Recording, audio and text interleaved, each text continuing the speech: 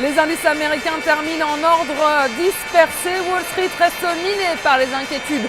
En Europe, les investisseurs accusent le coup après des chiffres décevants sur la croissance en zone euro. Le quatrième trimestre est globalement mauvais, surtout en France et en Allemagne où le PIB recule plus que prévu. Et l'économie japonaise n'est pas en meilleure forme avec une croissance en récession pour le troisième trimestre d'affilée.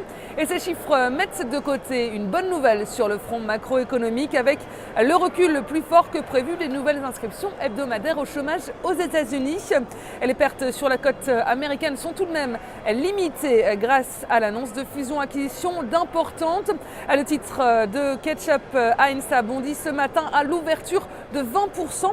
La holding du milliardaire américain Warren Buffett s'allie donc avec 3G Capital pour racheter le mythique Ketchup Heinz pour 28 milliards de dollars. Et il s'agit d'une des opérations les plus importantes de l'histoire de l'agroalimentaire.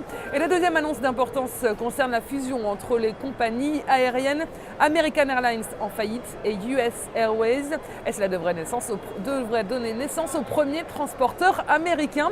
Et cette fusion n'a tout de même pas entraîné le même engouement puisque le titre American Airlines grimpe seulement de 7,5%.